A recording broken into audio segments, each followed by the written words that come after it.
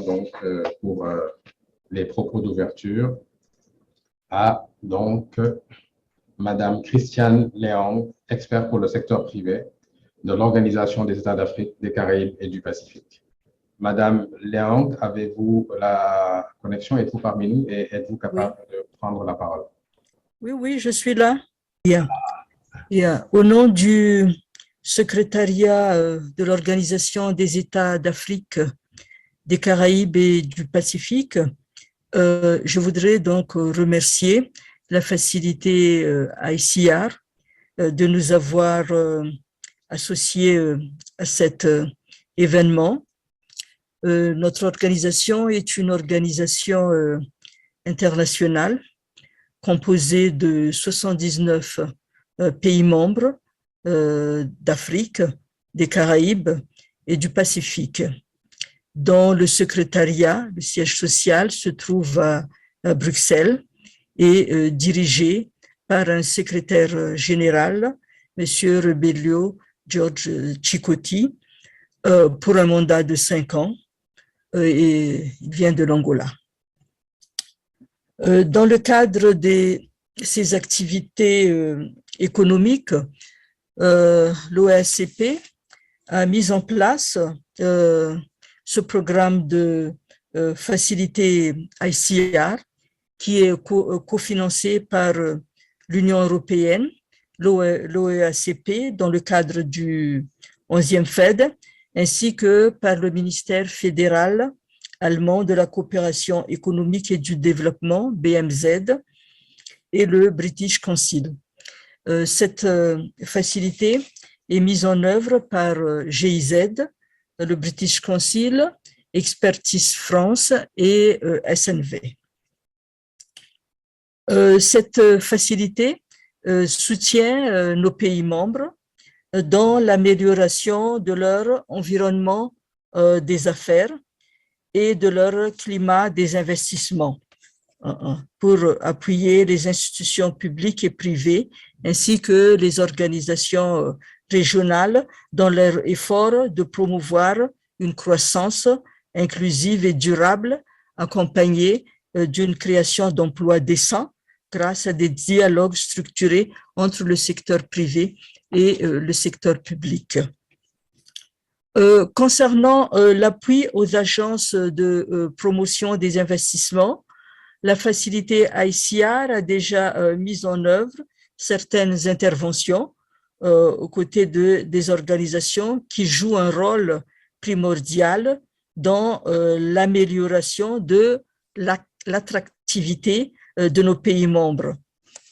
On soutient à la Société caribéenne des agences de promotion des investissements, CAIPA, un atelier régional et une formation ont été organisées afin de présenter une étude réalisée évaluant les défis auxquels sont confrontés le CARIFORUM et ses pays membres. Le rapport a été rendu public après un atelier régional de validation. J'espère que ce rapport est aussi disponible sur votre site Internet afin que les autres régions puissent en bénéficier. La facilité ICR a soutenu également le réseau international des agences francophones de promotion des investissements dans le renforcement de la capacité de ces agences membres à s'engager auprès des investisseurs. Une formation dialogue entre investisseurs publics et privés a été organisée, ainsi qu'un accompagnement personnalisé pour la mise en œuvre du plan d'action de 4 agences membres de cette agence francophone de promotion des investissements. Voilà, donc, la facilité ICR soutient actuellement l'Agence nationale de promotion des investissements des Comores dans la rédaction d'un livre blanc identifiant les contraintes et les défis auxquels est confronté le secteur privé dans ce pays.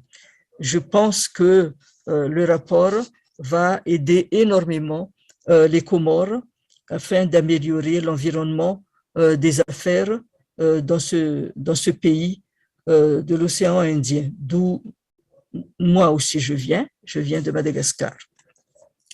Donc, d'où l'importance des services rendus par ICR Facility dans le cadre de son assistance technique pour aider nos pays membres pour attirer davantage des investissements étrangers dont auront grandement besoin nos pays membres, notamment pour le financement des infrastructures qui font beaucoup défaut dans nos pays membres. Donc, à ceci, je vous remercie pour votre attention et je vous souhaite de fructueuses délibérations. Je vous remercie.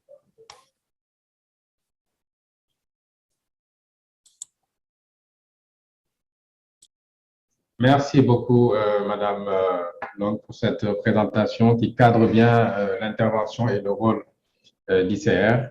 Et donc, ça permet à l'ensemble des participants d'en avoir une bonne connaissance.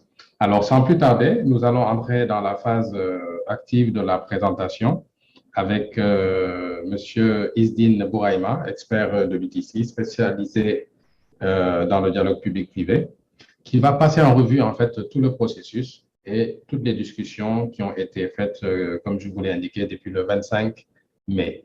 Voilà, sans en dire plus, je laisse à Izdine Bouraïma la parole pour dérouler sa présentation. Voilà, donc je vais au pied levé essayer de passer en revue la présentation que Izdine devait faire, mais apparemment il a un problème technique.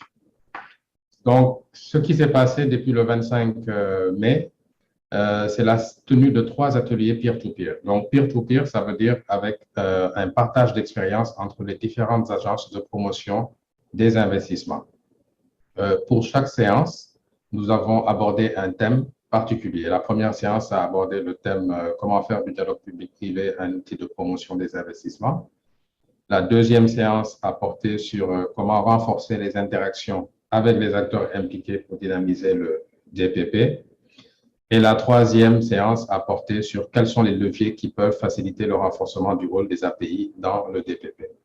Nous avons eu la chance d'avoir des présentations et des interventions de haute facture, notamment la World Association of Investment Promotion Agency, WIPA, Business France, Conseil des investisseurs privés du Bénin, et les API du Bénin, du Burundi, du Burkina Faso, des Comores, de la République du Congo, de Madagascar, du Sénégal et du Tchad. Donc, ça a été des échanges très intenses et donc nous avons abordé plusieurs points, notamment sur les enjeux du dialogue public-privé. Nous avons étudié quel rôle pouvaient jouer les API dans l'impulsion du dialogue public-privé, donc qui est quand même un carrefour entre les intérêts du secteur privé et ceux du secteur public. Et l'impulsion était un élément déterminant. Et une fois que l'impulsion de ce dialogue public-privé est effectif, le deuxième défi, c'est son animation. Comment faire pour que ce dialogue porte sur des résultats et que ces résultats emportent l'intérêt des différentes parties prenantes. Après cela, une fois qu'on a des résultats du DPP, le défi, c'est comment faire en sorte pour que ces résultats soient appliqués, notamment en termes de textes, s'il y a des textes qui doivent être pris, et en termes de démarche, si ça concerne de la facilitation ou de la dématérialisation, notamment des procédures. Après ces points clés, nous avons abordé également comment le secteur privé devait être représenté. D'ailleurs, à cette occasion, nous avons entendu une présentation du Bénin et également du Burkina qui avait des caractéristiques d'organisation du secteur privé tout à fait intéressants et sur lesquels, sans doute, nous reviendrons dans le cadre du panel. Nous avons également abordé le rôle et la place des API. Le DPP existe dans plusieurs pays avant la création des API, avec la création des API. Donc, la question, c'est de positionner les API dans le DPP et dans nos travaux, les discussions ont démontré que les API avaient un rôle capital, pour ne pas dire clé, dans le portage du dialogue public-privé. Nous avons également abordé comment le contexte COVID-19 et on va dire, suspension de doing business ont pu impacter la qualité du dialogue public-privé et comment est-ce que les différentes économies, les différents API ont pu porter. Of the different investment promotion agencies were able to support the process with some comments from the experiences. Nous avons abordé le positionnement institutionnel. Toutes les API n'ont pas le même arrimage. Certaines sont rattachées à la plus haute instance, notamment au niveau de la présidence de la République. D'autres ont un rattachement au niveau institutionnel. On a essayé, au niveau du moins ministériel, on a essayé de voir les forces et les faiblesses de chaque type de positionnement dans nos travaux, dans nos échanges avec les sous-commissions. Et nous avons ensuite fait du partage d'expérience avec les présentations des différents pays. Et nous avons essayé à évaluer, déterminer, identifier quels pourraient être les besoins en assistance technique des API pour renforcer leur rôle dans le dialogue public-privé. Donc, un travail très large, comme vous pouvez le voir, et des discussions très intéressantes dont les conclusions seront portées à votre connaissance. Le dialogue public-privé, vous le savez sans doute déjà, c'est mettre en place donc un mécanisme pour pouvoir positionner le secteur privé et le secteur public autour de réformes économiques de nature à promouvoir les investissements. Donc, nous avons identifié plusieurs formes de dialogue public-privé. Il y avait le dialogue public-privé formel versus le dialogue public-privé informel. Ce qu'on appelle le dialogue public-privé formel, c'est lorsqu'il est structuré à travers donc des textes, des lois parfois, des décrets, et lorsqu'il est incarné par une organisation, versus l'informel qui peut être des rencontres, notamment avec le secteur privé, à plusieurs échelles et qui peuvent déboucher également sur du dialogue public-privé, même s'il n'y a pas un organisme ad hoc ou un texte ad hoc. Ensuite, nous avons parlé du dialogue public-privé régulier et irrégulier, parce qu'il y a un calendrier de dialogue public-privé dans plusieurs pays, notamment avec des conseils présidentiels de l'investissement, alors que dans d'autres pays, ça peut être irrégulier. Donc, c'est selon la nécessité du moment que ce dialogue est porté. Notamment dans le cadre Covid, il y a eu beaucoup de dialogues public-privé spontanés, déterminés par la situation. Enfin, donc, on a également parlé du dialogue public-privé sur plusieurs niveaux, concentrés, donc au niveau national ou déconcentré, soit par secteur, soit par région géographique. Donc, il y avait plusieurs approches que pouvait prendre ce dialogue public-privé. Alors, abordant maintenant le rôle clé des API dans le dialogue public-privé, on s'est vraiment concentré à travers les discussions. Il en est ressorti que le dialogue public-privé devait être donc une initiation, à son initiation et son impulsion portée par les API. Les API étant les professionnels du dialogue public-privé, de par leur organisation, de par leur positionnement institutionnel et de par également leur mission et leur vocation. Car pour qu'elles puissent améliorer l'environnement des affaires, il faut nécessairement qu'il y ait un dialogue public-privé qui débouche sur des résultats, lesquels résultats débouchent sur une mise en œuvre et laquelle mise en œuvre apporte le résultat attendu qui est l'amélioration du cadre des affaires. Donc, nous avons beaucoup échangé sur comment les API pouvaient initier ce dialogue, l'impulser, l'organiser, le coordonner, en assurer le suivi et surtout l'évaluation, parce qu'en effet, c'est des ressources et du temps consommés et il est toujours important de mettre en parallèle un mécanisme d'évaluation. Les principaux leviers qui ont été abordés durant ces discussions ont été d'abord au niveau du positionnement institutionnel, qui peut évoluer. On a vu que dans certains pays, ça a été ministériel, ensuite présidentiel. Donc, ce n'est pas figé. Selon les défis du pays, selon les méthodes de gouvernance du pays, il s'est avéré que tout type de positionnement pouvait avoir de la valeur et la flexibilité pouvait permettre de le changer. Nous avons également abordé l'encadrement juridique comme un levier, notamment à travers des lois qui peuvent être prises pour structurer le dialogue public-privé, mais également des textes de rang inférieur comme des décrets, des arrêtés ou des notes de service. Nous avons également parlé déjà des instances d'impulsion et de monitoring. Donc, parfois, on peut avoir une API et en parallèle avoir une instance ou des instances, comme des groupes de travail, comme le conseil présidentiel de l'investissement, comme des ateliers. Donc, il y a une déclinaison d'instances qui peuvent porter à côté de l'API qui va surtout jouer un rôle de secrétariat, ce dialogue public-privé. Donc, tout cela a été discuté et échangé lors de ces discussions.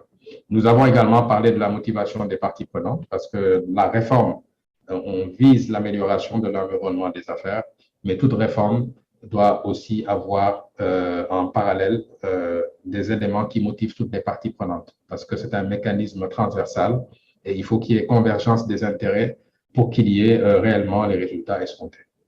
Sur les moyens nécessaires, il y a d'abord des moyens financiers parce que tenir des ateliers, faire des séminaires, la conduite du changement, tout cela demande des ressources financières.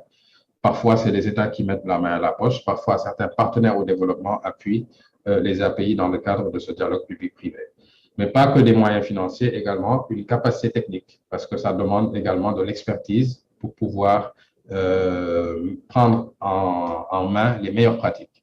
Donc, ces questions ont également été discutées et ont donné lieu à des débats intenses et très intéressants parce que chaque pays a pu donner la manière dont ces questions ont été prises en charge.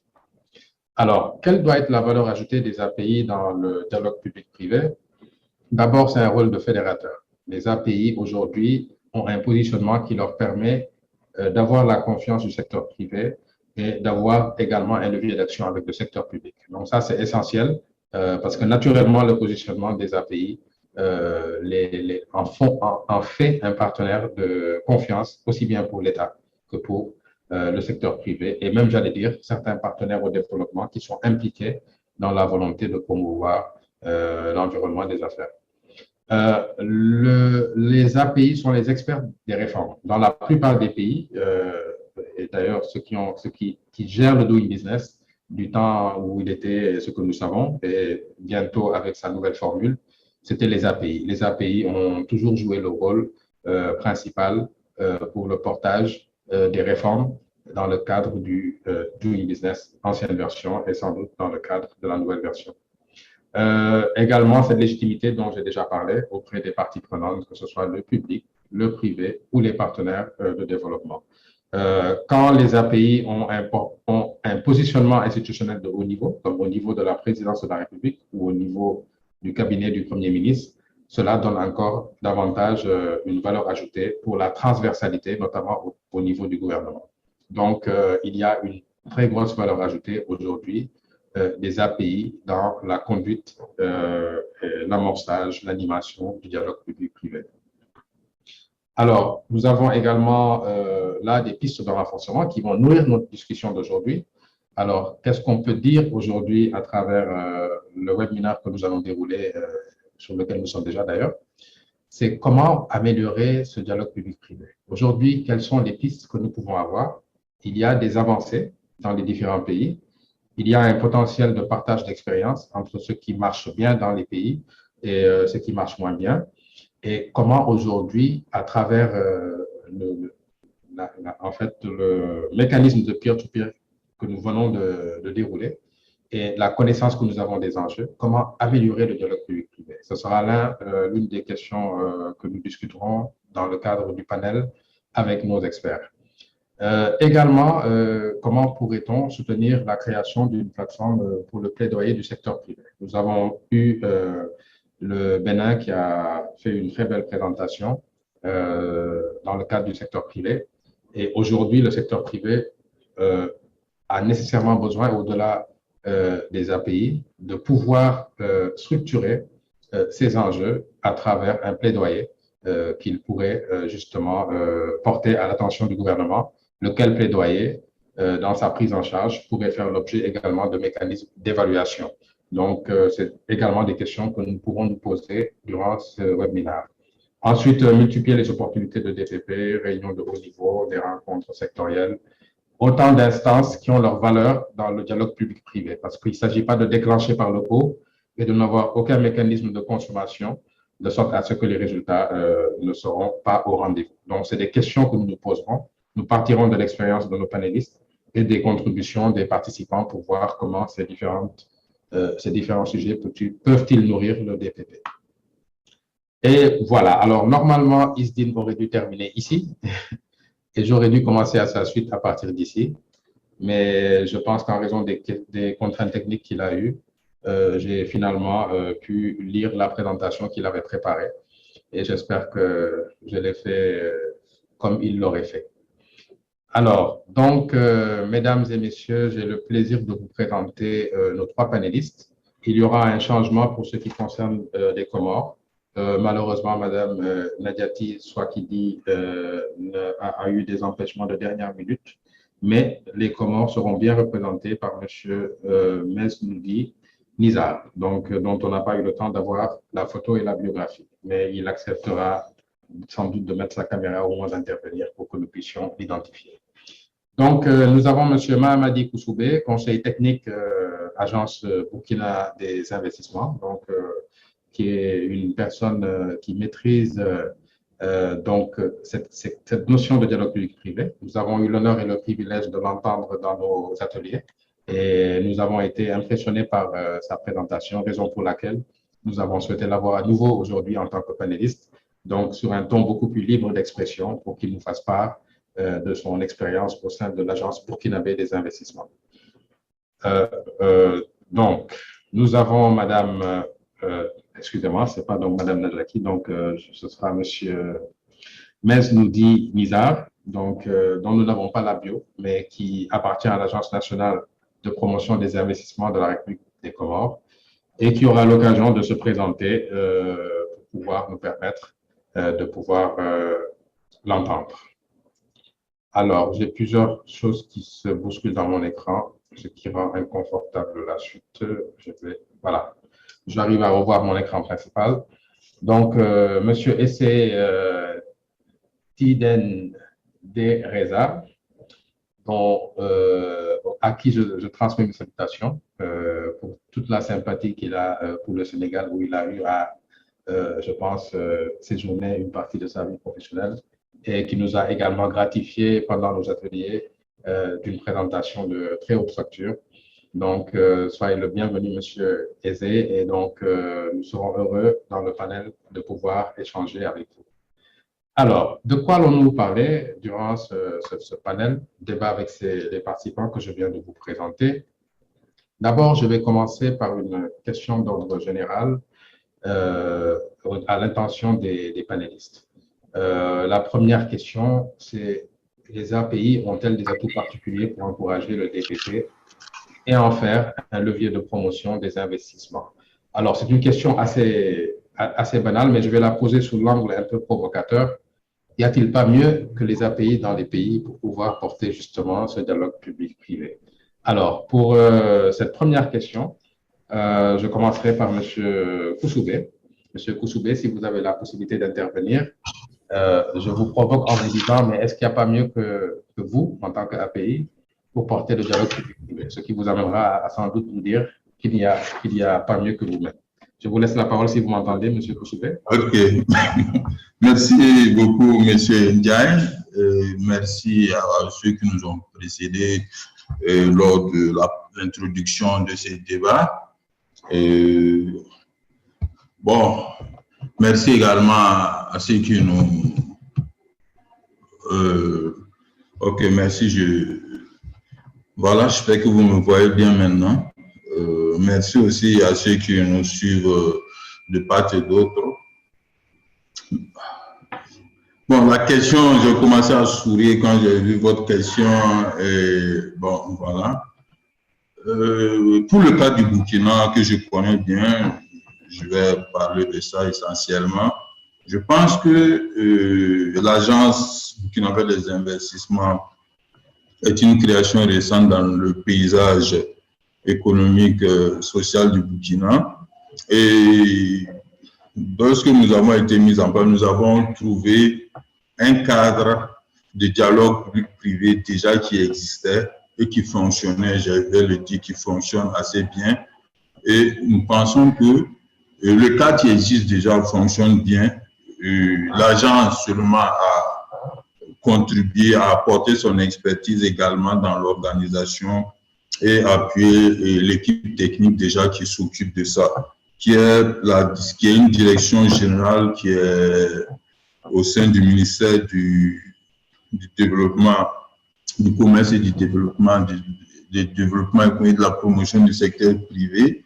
Donc, je pense que cette direction générale qui est au sein de ce ministère, qui est la Direction générale de la promotion du secteur privé, déjà vraiment a une maîtrise dans l'organisation de ce dialogue public-privé et nous ne faisons qu'accompagner. Donc, une manière de dire que pour les pays où déjà il y a des structures qui s'en occupent, je ne pense pas qu'il faille encore réinventer la roue, qu'il soit nécessaire forcément de tout déboussoler parce que forcément il faut rattacher tout ce qui est dialogue public-privé aux API.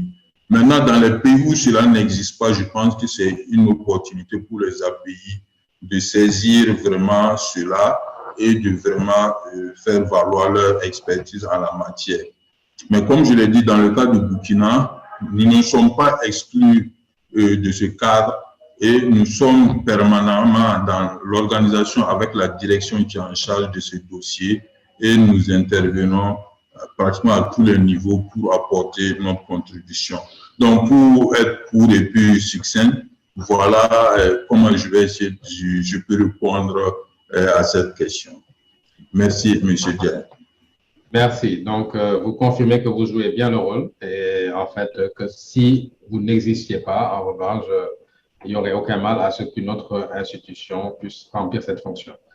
Monsieur Ezaï, je pense qu'au Burundi, vous avez mis en place également le vote plus récemment. Donc, ce sera la même chose pour les Comores. Mais commençons par le Burundi, Monsieur Ezaï. Est-ce que vous m'entendez?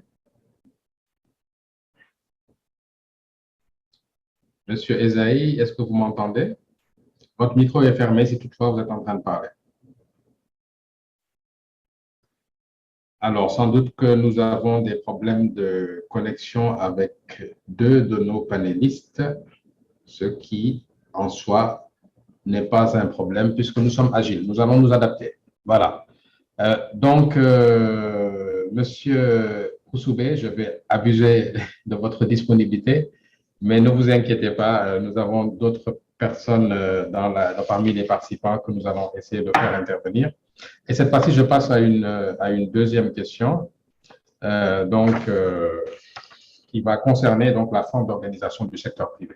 Alors, le Burkina Faso, et on a une chance de vous avoir avec nous, est réputé être l'un des pays dont le secteur privé est le mieux organisé, à travers notamment la Chambre de commerce.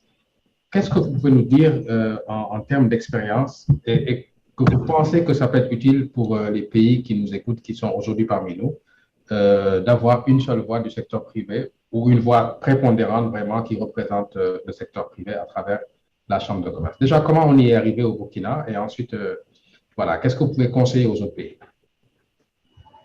Merci beaucoup, M. Ndiaye. Je pense que effectivement le cas du Burkina, c'est un cas particulier parce que dans plusieurs pays que nous connaissons, il y a plusieurs chambres de commerce, plusieurs interlocuteurs. Mais le cas du Burkina aussi, on a la chance, je pourrais dire que l'État, la partie publique dirait que c'est une chance d'avoir un interlocuteur plus ou moins unique avec lequel on peut échanger, sur lequel on peut débattre. Mais cela dit aussi, il faut dire qu'à côté de la Chambre, il y a d'autres cadres, comme le patronat qui de plus en plus commence à prendre une certaine envergure. Donc, comment en est-on arrivé déjà à avoir une chambre de commerce qui est assez représentative, qui vraiment incarne le secteur privé? Je pense que c'est plus ou moins la structuration de la chambre de commerce qui déjà, je pense que sans mentir ou, comment dirais-je, dire des choses fortes, c'est pour dire que je pourrais dire que c'est une chambre assez plus ou moins démocratique parce que déjà, il y a des élections qui se font, des élus consulaires qui se font au niveau régional pour déjà identifier les représentants de chaque secteur d'activité au niveau de cette chambre de commerce et du niveau régional jusqu'au niveau national, il y a l'élection du président qui s'est faite.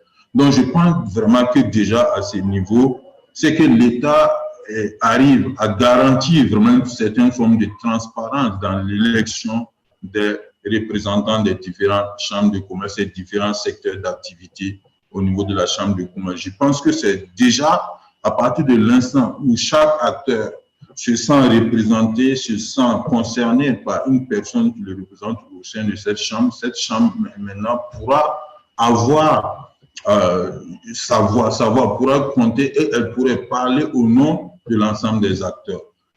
Pour moi, je pense que c'est vraiment un élément déterminant, garantir des élections transparentes pour que l'ensemble des acteurs qui seront élus au sein de ces chambres puissent être légitimés par ceux qui les ont élus. Donc ça, je pense que sur ce plan, l'État peut jouer le rôle d'observateur, de garant de la transparence et des élections. Donc, une fois, mais non plus, je ne pense pas que cela soit une imposition, mais à partir du moment où chaque acteur se sent concerné, se sent impliqué dans les actions d'une chambre, je pense qu'il n'y a plus lieu pour cet acteur d'aller créer une autre structure parallèle ou autre pour parler en son nom parce qu'il estime que la structure qui est là est déjà suffisamment représentative et vraiment légitime pour parler en son nom. Et aussi, il y a des structures, cela n'empêche pas d'autres structures de naître à côté et il appartiendra aussi à l'État d'identifier par rapport aux nouvelles structures qui interviennent. Et je me dis aussi au Burkina, il y a un cas, il y a le patronat dont j'ai parlé tantôt, mais je constate que vraiment il y a une assez bonne collaboration aussi entre le patronat et la Chambre. Et je pense que c'est également des actions à encourager, même s'il y a une multitude de structures représentant le secteur privé dans plusieurs pays. Il faut aussi arriver à sorte qu'il y a aussi ce dialogue privé-privé, et non pas seulement un dialogue public-privé, mais aussi un dialogue privé-privé assez franc et assez vraiment efficace pour permettre au privé de parler d'une seule voix face au gouvernement. Voilà. Je pense que pour certains pays, la difficulté, effectivement, c'est de mettre en place cet acteur unique. Bon, peut-être que d'autres diront que ce n'est pas nécessaire d'avoir un seul acteur. La multiplicité des acteurs pour peut-être n'entache à rien les dialogues public-privé, mais aussi il faut avoir peur aussi de la dispersion des préoccupations, la multiplicité des requêtes et autres, qui peut-être aussi l'État avec ses moyens limités aussi n'est pas en mesure, ne saurait plus qui écouter, qui suivre. Mais si les acteurs déjà au niveau du privé arrivent à se comprendre, arrivent à s'entendre, je pense que cela facilite ce dialogue public-privé. Donc, voilà ce que je peux dire. OK. Alors, merci beaucoup. I will just say in English because some English-speaking participants are requesting for interpretation. I just want to let them know that if they look at the bottom of the screen, there is a kind of interpretation button where you can see a kind of word map. And then if you click there, you will have the two languages of this meeting. You will have French and English too. So don't hesitate to switch in French, if you are speaking French, and put it in English if you are speaking English. So you will have all the intervention automatically translated into your language. So, OK, donc je reviens sur le panel. Mesnoudi nous dit qu'il est à nouveau connecté. Mesnoudi, pouvez-vous nous confirmer que vous êtes connecté? Je pense que Esaïe est là. Hein? Esaïe, est-ce que vous nous entendez? Oui, Esaïe. Je vous entends très bien. Bon après-midi à tous. Et je vous entends très bien depuis Bujumbura. Depuis Bujumbura, toutes nos salutations à vous. Et donc, la question que je vous ai posée tout à l'heure, j'y reviens, c'est la question relative à aujourd'hui, quel est le rôle que joue votre API dans le dialogue public-privé. Monsieur Eze, donc, dites-nous comment au Burundi vous vous positionnez pour porter le dialogue public-privé avec les autres institutions qui sont sur place. Merci beaucoup, monsieur le modérateur, Yadef. Et puis, je salue aussi mon collègue du Burkina Faso qui vient de présenter un peu. Et je crois qu'on s'est vu dans plusieurs instances, je crois en Égypte et tout. Je salue tout le monde qui nous écoute. Voilà, je suis à Bujumbura, où je travaille pour l'ADB, c'est l'Agence de développement du Burundi, qui fut jusqu'en le 15 novembre, qui fut appelée Agence de promotion des investissements API et qui, depuis le 15 novembre 2021, a changé de statut, pas vraiment, mais a changé de parapluie parce qu'on est parti du ministère des Finances qui était notre tutelle et on a été promis au niveau de la présidence de la République avec un nouveau décret, avec plus de missions que nous avions avant, mais le rôle de promotion des investissements continue comme d'habitude. Et quand on parle de API, c'est enregistrement de société. Quand on parle de API, on voit tout de suite les réformes pour le doing business, pour faciliter les affaires, mais aussi c'est le suivi, le monitoring, mais c'est aussi le dialogue exactement qui existe entre l'API et les différents partenaires, dont notamment le secteur privé, mais aussi il y a d'autres partenaires dont on ne parle pas souvent, mais qui sont bien présents, qui sont les partenaires techniques et financiers. Alors, pour répondre à votre question, l'API et l'Agence de promotion des investissements au Burundi, c'est un grand atout qui sert, déjà, je rappelle, l'ADB, c'est une institution du gouvernement du Burundi, mais qui a le rôle du plaidoyer en faveur des investisseurs, en faveur du secteur privé. Donc, c'est une très grande mission. Et maintenant qu'on nous appelle aussi l'Agence de développement du Burundi, j'ai l'habitude de dire à certains de nos partenaires que prendre un des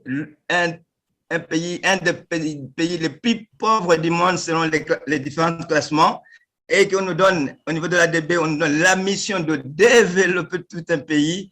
Franchement, c'est demandé, c'est une mission presque impossible, mais qu'à cela ne tienne, on accepte la mission qu'on nous a donnée. Alors, nous travaillons de manière très régulière avec le secteur privé. Nous travaillons, et quand je parle de secteur privé, nous avons d'abord une organisation qui coiffe et le secteur privé, qui représente le secteur privé, qu'on appelle au Burundi la Chambre fédérale du commerce et de l'industrie du Burundi. Et cette chambre, elle est fédérale parce qu'elle représente d'autres sous-secteurs ou bien d'autres branches dans différents secteurs de la vie économique. On peut parler du tourisme, on peut parler de l'industrie, on peut parler de microfinance, du transport, et de la banque, et du legal, c'est-à-dire du droit, ainsi de suite. Nous avons aussi une institution de l'État qui est chargée particulièrement de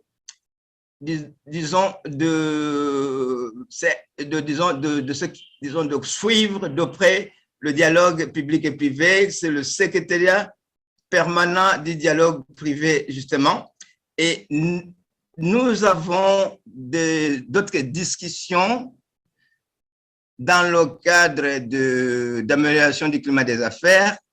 Nous devons, l'Agence de promotion des investissements, actuellement l'API, nous devons consulter, tenir des réunions dans un cadre de GTT, groupe de techniques de travail, où l'on associe tous les ministères techniques qui sont concernés, mais aussi tous les opérateurs économiques, les investisseurs, pour, par exemple, analyser, examiner, disons, un problème qui se pose au niveau des affaires, de la conduite des affaires. Je pourrais donner un exemple. Nous avons un indicateur qu'on appelle accès à l'électricité. Pour le moment, le Burundi produit peu d'électricité. Donc, l'énergie principale, c'est l'énergie électrique, hydroélectrique, pardon, mais aussi on commence à développer l'énergie solaire, etc. Mais jusqu'à présent, la quantité produite n'est pas suffisante par rapport à la demande. Donc, ce qui fait que souvent, nous constatons des coupures d'électricité, un, au niveau des ménages, deux, au niveau des industriels, trois, même au niveau des institutions publiques. Donc, il est question maintenant de voir comment prioriser dans le partage de peu d'énergie que nous avons. Alors, ça, c'est un problème qu'on a eu à discuter plusieurs fois entre le groupe technique de travail pour voir comment on peut essayer de partager ce peu d'énergie qui sont les institutions ou les opérateurs économiques prioritaires, et ainsi de suite, les institutions comme les hôpitaux, tout ça. Donc, ça, c'était un exemple de dialogue public-privé dans un cadre où l'ADB, l'API du Burundi, assurait le secrétariat. Et comme vous le disiez tout à l'heure, c'est très important de noter que l'ancrage des API et leur ancrage institutionnel leur permet de jouer, comme tu disais tout à l'heure, monsieur le modérateur, le rôle de fédérateur entre l'État, le secteur privé et les partenaires techniques et financiers. Voilà, si je peux répondre en quelques mots, le rôle que nous jouons déjà au niveau de l'API au Burundi. Des cas sont nombreux, des exemples sont nombreux, je peux en parler après. Merci beaucoup. Très intéressant la perspective que vous avez partagée avec nous. Je voudrais, avant de donner la parole à M. Meznouzir, dire aux participants qu'ils peuvent lever la main, ceux qui appartiennent à des API d'autres pays et qui souhaiteraient faire une contribution assez succincte sur les éléments sur lesquels nous avons discuté. Hein. Donc, vous levez la main et puis je vous donnerai la parole après M. Meznoudi, ou même si vous avez des questions à l'endroit des panélistes. Voilà. Donc, M. Meznoudi, pouvez-vous nous confirmer que vous êtes connecté avec le micro ouvert? Oui, je suis bien entendu connecté. Merci beaucoup, monsieur le modérateur. Voilà. Je m'excuse pour ce léger retard qui est dû indépendamment de ma volonté pour des raisons techniques. S'agissant, oui, malheureusement, je n'ai pas pu suivre dès le début, mais je veux rebondir directement à la deuxième question. S'agissant en ce qui concerne que la forme d'organisation du secteur privé peut-elle être déterminante dans la réussite du dialogue public-privé? Certainement, bien entendu, parce que si on a d'un côté un secteur privé qui n'est pas du tout organisé, qui n'est pas du tout une force de proposition, alors que le secteur privé est appelé dans le dialogue public-privé et est appelé à jouer un rôle très, très important, surtout de façon globale au niveau de la réglementation, la contribution du secteur privé au niveau des débats, au niveau des thématiques, à choisir le thématique, à rehausser le débat, mais aussi à nourrir la réflexion sur le devenir au niveau du secteur privé. Parce qu'il faut noter que si je prends un cas, s'il y a une nouvelle loi, qui vient d'être adoptée. Cette nouvelle loi peut avoir soit des répercussions positives au niveau du développement des activités du secteur privé, ou sinon, cette nouvelle loi peut avoir aussi des répercussions négatives et ça peut susciter aussi de problèmes de la survie même des entreprises, où les entreprises peuvent être confrontées à des problèmes de rentabilité, voire même à fermer les portes. Donc, ce qui fait que la nécessité du secteur privé à s'organiser. Et puis, le préalable, c'est d'instaurer le dialogue intra-privé. Pourquoi? Parce que si le dialogue intra-privé n'est pas instauré entre eux, s'ils n'arrivent pas à porter leur voix devant le secteur public, donc il y aura un peu de discrédit au niveau du secteur privé. Je peux vous donner des cas sur la question au niveau du secteur privé, du cas du secteur privé comorien. Nous avons accompagné dans le cadre de la mise en place des réformes sur le tribunal des commerces et que le tribunal des commerces a été mis en place. Mais lorsque l'opérationnalisation de ce tribunal de commerce, on a besoin aussi que le secteur privé s'implique davantage au niveau dans la prise de décision, qu'ils soient associés avec, parce que les textes tels qu'ils ont été conçus, il y a ce qu'on appelle des juges consulaires et que ces juges consulaires-là, ils doivent prendre des décisions au niveau des entreprises qui ont des litiges avec des contrats ou avec les secteurs publics. Donc, si la capacité du secteur privé n'arrive pas à s'organiser, n'arrive pas à se préparer au niveau de thématiques amenées, ça serait vraiment un problème. Donc, la forme d'organisation du secteur privé est très importante et déterminante dans la réussite du dialogue public-privé.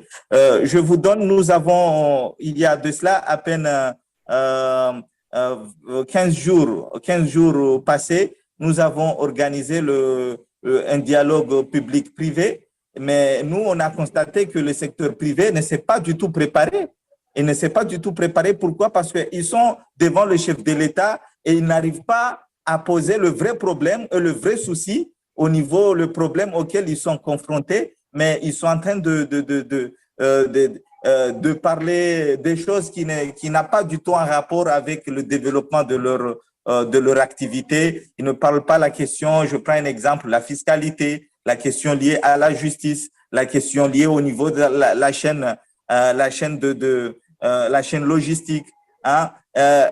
Ils parlent d'autres choses qui n'étaient pas du tout prioritaires, qui sont des problèmes d'ancrage, problèmes de positionnement ou problèmes de leadership que chacun veut qu'il représente le secteur privé, alors que l'État reconnaît le secteur privé à travers plusieurs structures. Il y a l'Union des chambres de commerce, mais il y a aussi le secteur privé, parce que chez nous, le secteur privé, comment ça fonctionne? Nous avons la partie de l'Union des chambres de commerce perçoit des redevances au niveau de l'administration publique qui donne des redevances au niveau de la chambre. À chaque conteneur qui est dédouané, il y a une redevance qui est destinée à financer les activités de la chambre de commerce. Donc, si on a un secteur privé qui n'est pas structuré, dont il manque beaucoup plus de légitimité dans leurs fonctions, donc le débat, il n'y a rien à espérer, à élever le débat, à rehausser le débat et à nourrir plus davantage un dialogue plus axé sur des résultats et des performances. Et pour revenir au niveau du code des investissements, nous, on a un nouveau code des investissements qui est promulgué et qui est en vigueur. Et dans ce nouveau code des investissements, le secteur privé a une place très importante. Pourquoi? Parce que ils siègent directement, ils sont au cœur de la politique économique du pays. C'est eux qui prennent les décisions au niveau d'agrément, les entreprises qui doivent être accompagnées par l'État à travers des aides financières qui sont données au niveau des exonérations fiscales et des exonérations douanières. Mais si le secteur privé n'arrive pas à apprécier un dossier de demande d'agrément, l'analyse financière, à apprécier que si ce projet-là, c'est un projet rentable ou c'est pas un projet rentable, et si ce projet-là va contribuer à améliorer la qualité de vie, à créer des emplois, à donner des opportunités au niveau à entraîner des effets d'entraînement dans l'économie. Donc, bien entendu, c'est pour cette raison que nous travaillons avec le secteur privé dans l'optique de renforcer leurs capacités et que si nous avons des ateliers de formation, nous convions au secteur privé de prendre part à ces ateliers et que nous les associons aussi, on organise aussi des séances de travail. Et l'objectif de séances de travail, c'est de leur faire comprendre quels sont les éléments qu'ils doivent apprécier. Je prends un exemple, quand on était avec l'indicateur de la Banque mondiale sur les indicateurs doing business, nous faisons des focus group avec les secteurs privés pour leur expliquer c'est quoi la méthodologie de doing business, que cherche doing business, en termes de coûts, en termes de procédures, en termes du temps. Et que ces éléments-là, ce sont des éléments que les secteurs privés ne savaient pas, mais dès que le secteur privé, nous les rapprochons et que nous les impliquons davantage à jouer leur rôle dans le groupe technique de travail et que après le secteur privé maîtrise, commence à comprendre, ça c'est pas de bonnes pratiques, ça c'est pas normal. Et on avait initié un travail qui s'appelle avec la CNUSED, un travail de documentation de procédures. Et dans ce travail-là, je prends un exemple avec l'indicateur de création d'entreprise. À l'époque, pour créer une entreprise aux Comores, il fallait effectuer plus de 18 étapes et puis il fallait attendre jusqu'à 25 jours. Et quand on a fait cette documentation de procédure, nous avons montré que voilà, il y a des étapes là, vous subissez de problèmes au niveau de procédure. Le délai sont très longs et puis le coût sont très élevés et que nous allons entreprendre des réformes dans l'optique de vous accompagner pour que vous puissiez évoluer dans la pérennité et maintenir vos activités. Merci beaucoup. Merci beaucoup, Monsieur Mesnouzi. Je suis un peu contraint par le temps, mais vous aurez l'occasion de revenir. Donc, gardez la connexion. Je veux redire à l'ensemble des participants, notamment les spectateurs, qu'ils peuvent lever la main et que je leur donnerai la parole pour cette interaction. J'en vois déjà une levée, mais avant de passer à cette personne, je voudrais donner l'opportunité à l'expert Isdine Bouraïma d'intervenir. Apparemment, sa connexion est bonne. Isdine, est-ce que tu nous entends? Oui, Ibrahim, je t'entends très bien. Voilà, je te laisse l'occasion d'introduire. Merci, Ibrahim. Désolé tout à l'heure pour toute l'équipe, j'ai eu un petit problème de connexion. Ton volume n'est pas très bon. Essaie d'améliorer ton volume. On t'entend faiblement. La voix. Allô? Ça va là maintenant? Oui, je pense que c'est un peu mieux. Vas-y. D'accord. Merci, Ibrahim. Donc, je disais tout à l'heure que j'avais un problème de connexion, donc je présente toutes mes excuses. J'ai suivi avec beaucoup d'intérêt l'intervention des panélistes et je voudrais rebondir justement à la suite de leur présentation pour attirer l'attention sur la nécessité justement de pouvoir avoir un secteur privé qui s'organise très bien. Mais je m'appuie sur la présentation du Burkina, qui est un bel exemple d'une chambre de commerce qui n'est pas contestée, une chambre de commerce qui est appuyée dans sa mise en œuvre par le gouvernement à travers des élections très transparentes. Et je note qu'au niveau du Burkina et du Burundi, c'est le même processus, avec comme particularité que le Burundi aime déjà, à travers l'appellation, donner un statut à cette structure. Donc, vous allez noter qu'ils sont passés de l'agence de promotion des investissements à une agence de développement du Burundi. Et je pense que l'idée derrière, c'est de donner un poids fédérateur justement à cette agence-là pour l'atteinte des objectifs. Et toujours au Burundi, j'ai noté la présence d'une chambre fédérale du Burundi avec une diversité de secteurs d'activité. Et donc ça aussi, c'est un atout. Après, il y a un secrétariat permanent, mais je note que maintenant, il reste à institutionnaliser tous ces outils-là pour avoir un cadre de dialogue public-privé permanent et cohérent. parce que la formalisation étant là, les discussions ont été mises en place, mais maintenant, il faut mettre en place un cadre cohérent et un rôle dédié à chacun de ces outils pour faciliter le dialogue public-privé.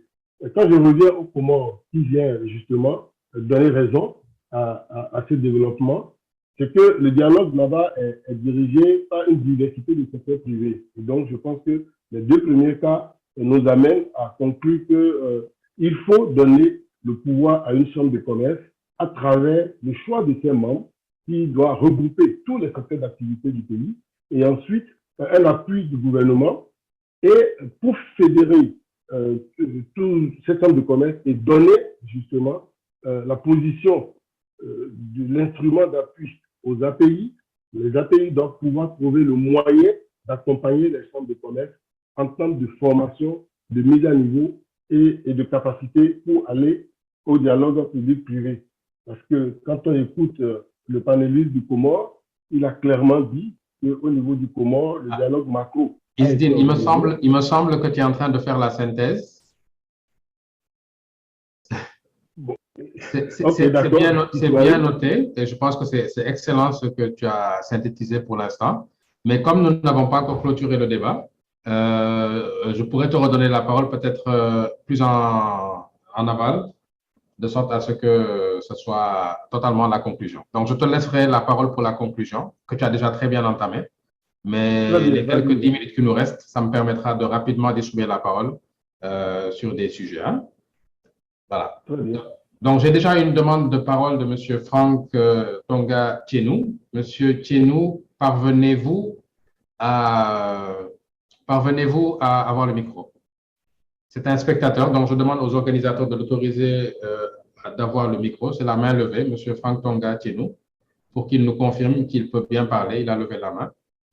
Oui, bonjour. Comme j'ai inscrit dans le chat, j'encourage les participants qui souhaiteraient poser des questions à les poser directement par écrit dans le chat pour que les modérateurs puissent les lire à l'oral et y répondre directement. Merci.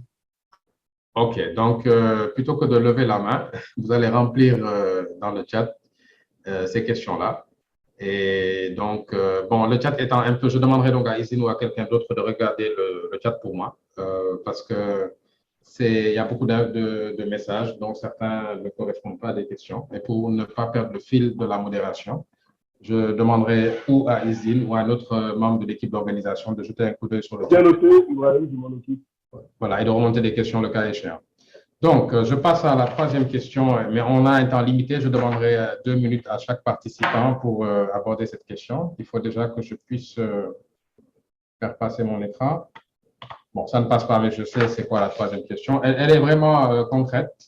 C'est de vous dire aujourd'hui, pour les API, hein, comment elles peuvent porter les conclusions. Donc là, on est dans la mise en œuvre.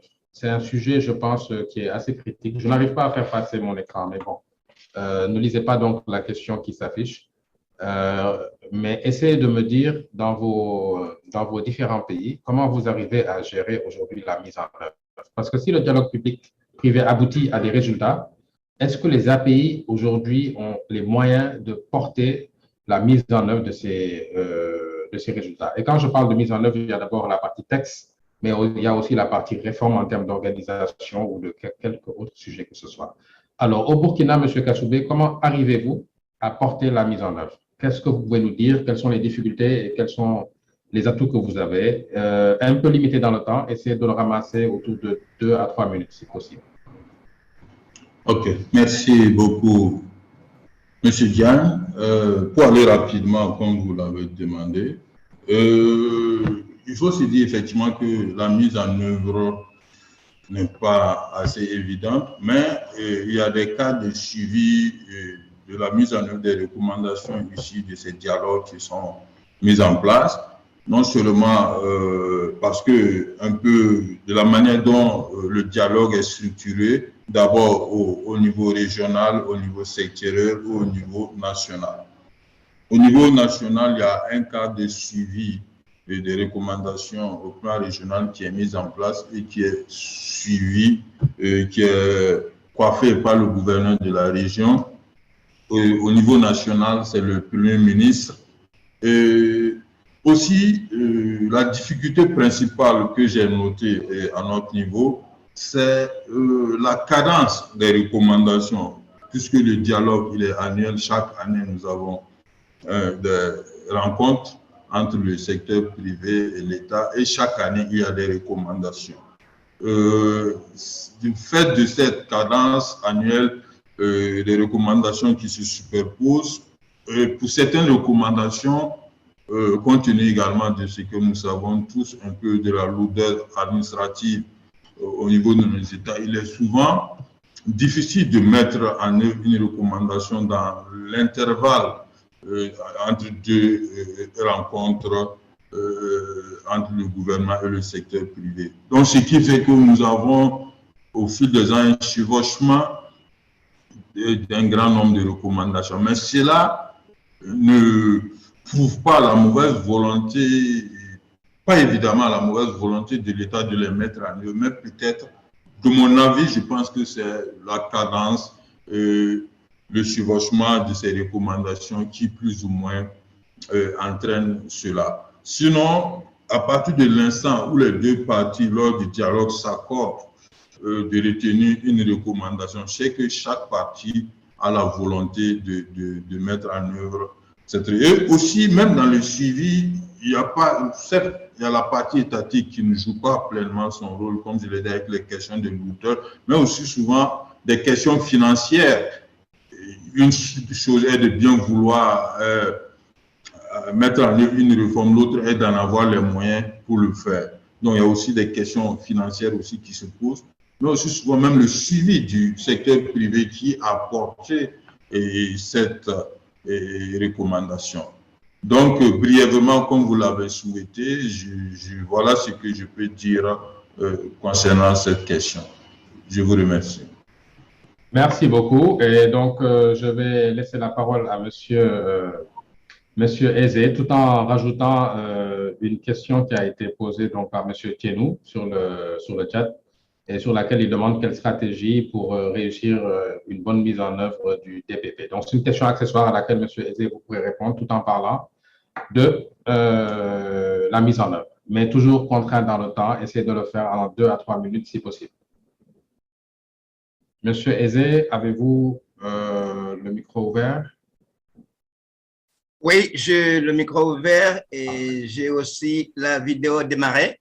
Parfait. Vous pouvez bien me voir et m'entendre. Alors, pour répondre à votre question, monsieur le modérateur Ibrahim Madiane de l'EDF, sur est-ce que les appuis sont-elles en mesure de porter efficacement les conclusions du dialogue public-privé? Comment peuvent-elles accroître encore leur efficacité dans la mise en œuvre des dialogues public-privé? Alors, je vais abonder presque dans le même sens que M. Mamadi Koussoubé de Burkina Faso. Premièrement, le secteur privé lui-même avec lequel nous travaillons, je disais tout à l'heure de la Chambre fédérale du commerce et de l'industrie, elle est fédérale, certes, cette chambre elle est fédérale, certes, elle a aussi des sous-secteurs, disons, des branches, mais malheureusement, elle ne représente pas suffisamment, elle n'englobe pas suffisamment le secteur privé. C'est-à-dire, il y a beaucoup d'opérateurs économiques qui n'en sont pas membres, qui devraient aussi participer à ce dialogue, n'en sont pas membres, tout simplement parce que déjà, la Chambre fédérale du commerce et de l'industrie n'a pas suffisamment de moyens de pouvoir amener tout le monde dans différentes provinces du pays et pour pouvoir les souscrire à cette chambre. Et ça, c'est le premier problème que je vois parce que même quand la Chambre fédérale du commerce et de l'industrie est notre interlocuteur direct, c'est-à-dire entre le gouvernement et le secteur privé, ils ne sont pas tout à fait représentatifs. On aimerait bien qu'ils aient beaucoup plus de moyens pour pouvoir fédérer effectivement le secteur privé.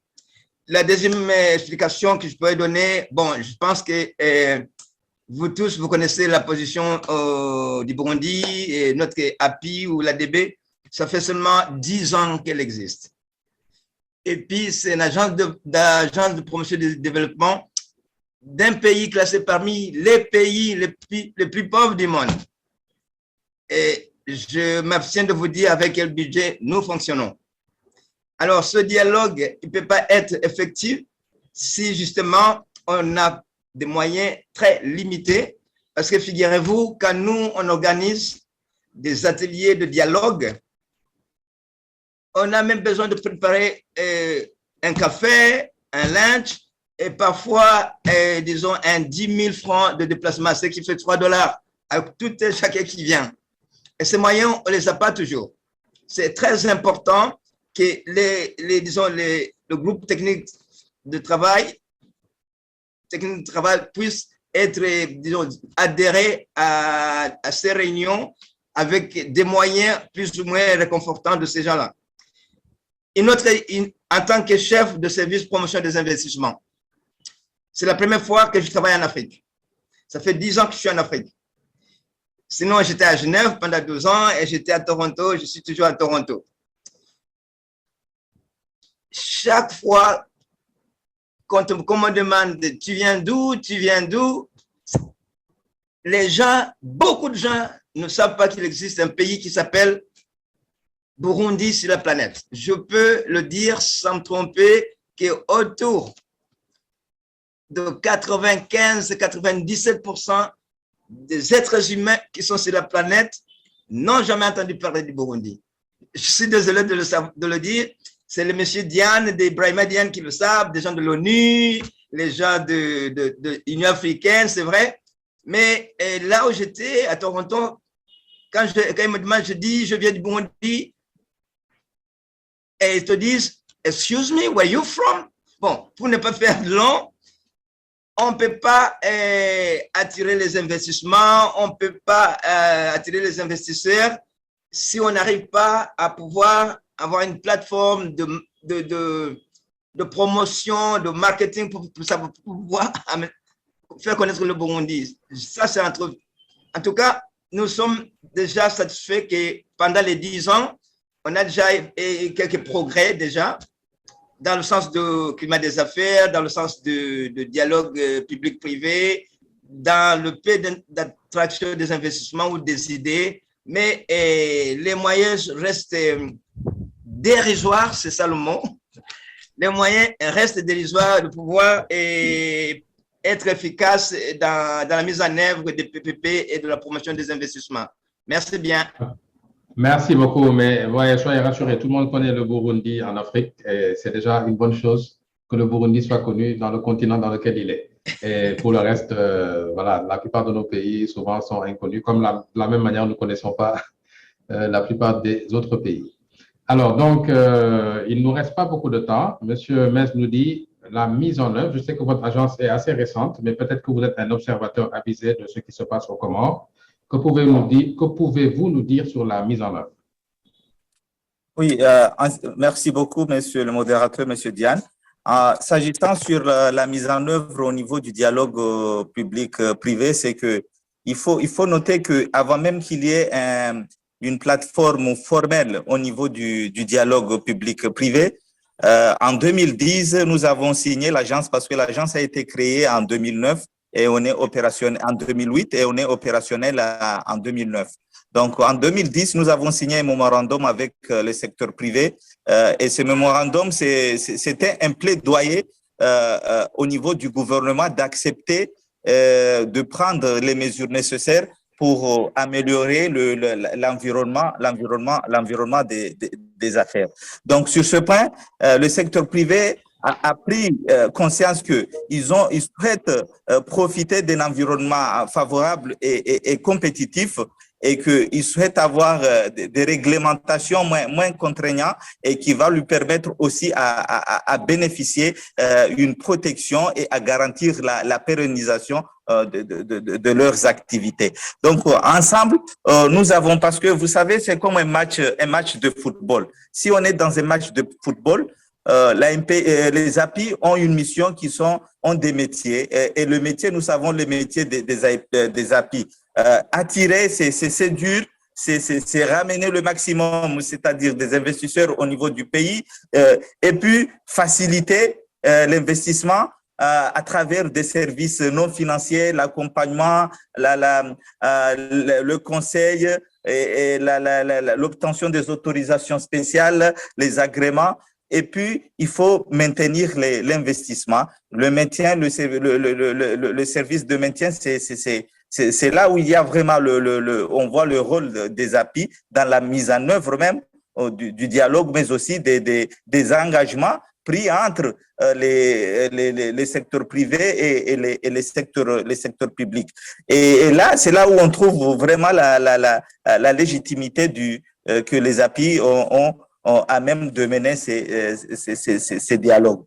Donc, nous sommes arrivés à mettre en place ce qu'on appelle des groupes techniques de travail. Et sur la base de ce groupe technique de travail, il y a des défis. Pourquoi il y a des défis?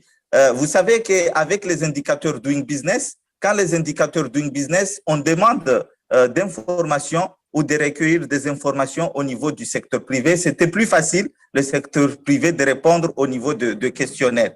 Mais quand nous, l'AMPI, on a mis en place des questionnaires, il y a ceux qui répondent et il y a ceux qui ne répondent pas. Pourquoi? Parce qu'au niveau de la Banque mondiale, il sait qu'à l'issue de cette enquête, il y aura des certificats. Mais au niveau de l'AMPI, qui mène la mise en œuvre des réformes et la collecte de données, c'est un peu compliqué d'avoir cet engouement. Mais à travers ce problème, qu'est-ce que nous avons fait? Nous organisons chaque année un atelier de haut niveau sur les réformes. Et là, sur cet atelier de haut niveau des réformes, l'ensemble des parties prenantes sont impliquées, les secteurs publics, le secteur privé, pour voir l'état d'avancement des réformes et l'état d'avancement du dialogue, quelles sont les mesures qui nécessitent d'accompagnement de façon urgente, et puis les mesures aussi qui nécessitent des arrêtés ou des textes réglementaires. Et s'il s'agit des textes réglementaires, nous, l'agence, on commence à traiter ces textes réglementaires, on prépare le texte réglementaire à travers un mécanisme de concertation avec le secteur privé, tout en impliquant aussi l'administration publique. Et puis, finalement, la mise en œuvre s'est faite automatiquement.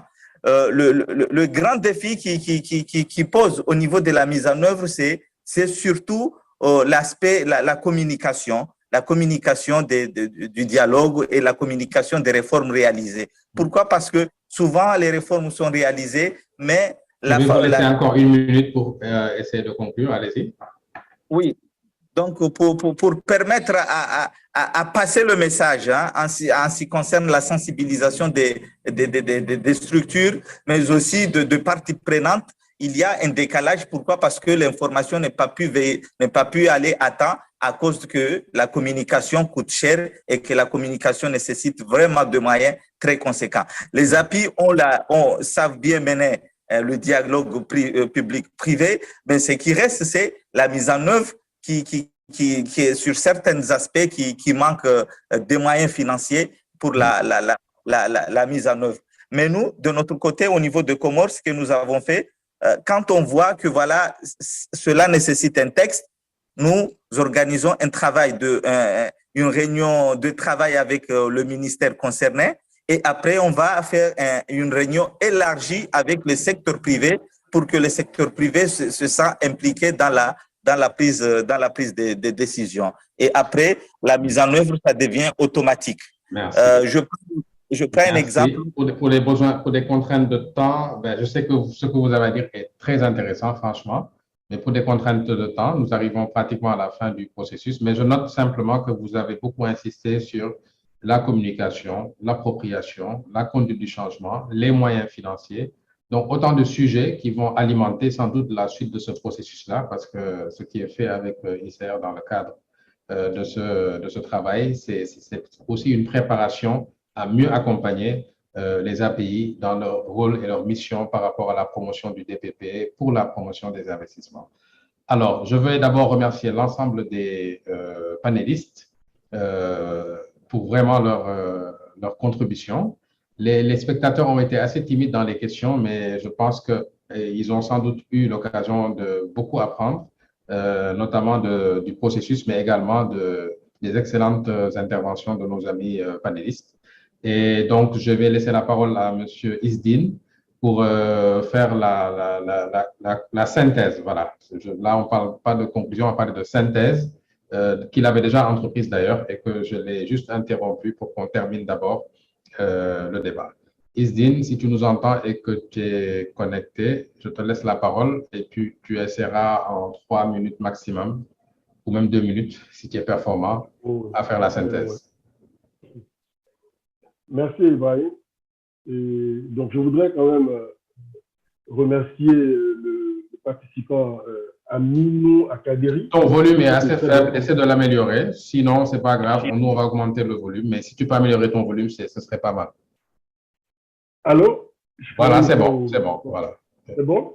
Donc, je disais que je remerciais le participant Aminou Akaderi qui a fait de très belles contributions dans les chats. Il était important, puisque j'avais la charge de suivre les chats, pour dire qu'il a fait de très belles contributions. Je ne vais pas reprendre ce que j'ai dit tout à l'heure. Je voudrais juste conclure, pas conclure, faire une synthèse pour dire qu'il est utile que le secteur privé, justement, soit organisé. Et la prise en compte de la diversité du secteur privé est un élément capital. Et le Burkina a donné le bel exemple pour trouver le creuset de la Chambre de commerce pour conjuguer cette diversité-là et organiser ce secteur privé avec une capacité de représentation. Donc, ça, c'est quelque chose que je retiens de majeur. Par rapport aux API qui sont créés dans l'optique, justement, d'être l'élément synthèse ou fédérateur du secteur privé, être l'intermédiaire entre le secteur public et le secteur privé, les API doivent disposer de moyens nécessaires, de capacités d'accompagnement et de formation aussi pour le secteur privé. Et je trouve que c'est tout là l'objectif de ce webinaire. Et tous les participants aujourd'hui doivent pouvoir savoir qu'ils ont la possibilité de saisir l'ICR pour renforcer leurs capacités en tant qu'API, les accompagner pour la mise en place des outils de facilitation du BTP et plaider justement pour que ces API disposent de moyens financiers. Il ne faut pas ignorer le fait qu'on a besoin aussi d'avoir l'engagement au plus haut niveau. Sinon, nous avons vu l'exemple ici d'un pays qui a tous les outils, mais le dialogue a été bloqué pendant 2 ou 3 ans parce que l'acteur majeur qui doit justement conduire ce dialogue-là n'était pas prêt. Et du coup, le dialogue, les outils étaient existants, mais la formalisation et l'institutionnalisation n'a pas eu la suite. Donc, et pour faire peut-être une petite réponse à notre ami du Comore, la Banque mondiale, aujourd'hui, tout le monde a couru remplir les fiches de la Banque mondiale parce que, comme il l'a dit, la Banque mondiale vous envoie une certification et vous envoie les félicitations à la fin du processus. Il faut peut-être copier la bonne pratique et trouver un moyen de décorer ou de remercier le secteur privé, d'accord, pour que ce secteur privé soit présent dans le processus parce qu'on ne peut pas aparter quelqu'un sans intérêt. L'intérêt pour eux aujourd'hui, c'est les certifications, mais les API doivent disposer beaucoup plus de moyens puisque le travail qui va être fait est à l'avantage du secteur privé.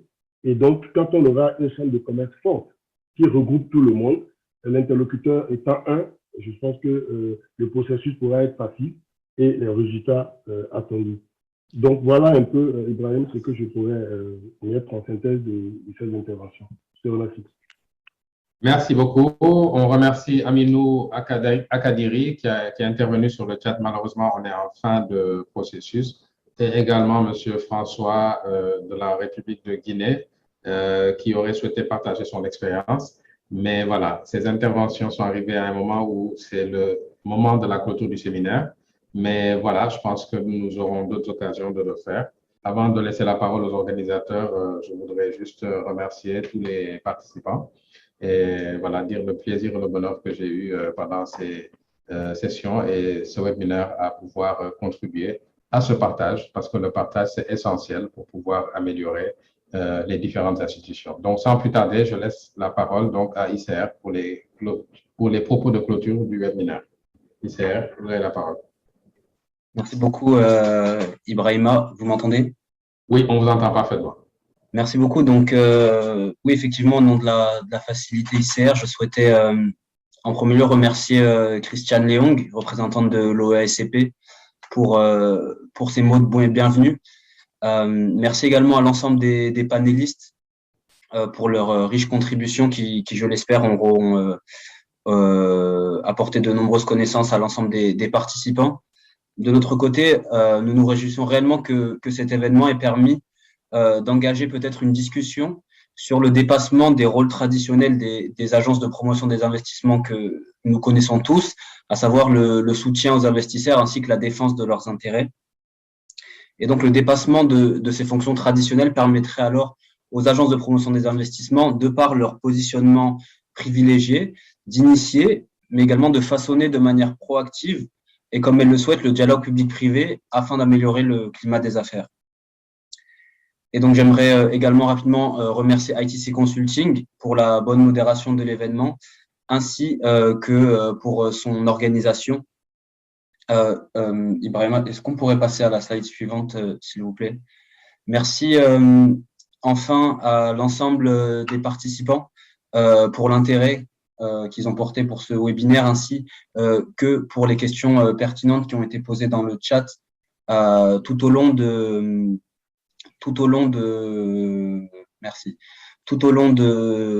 l'événement.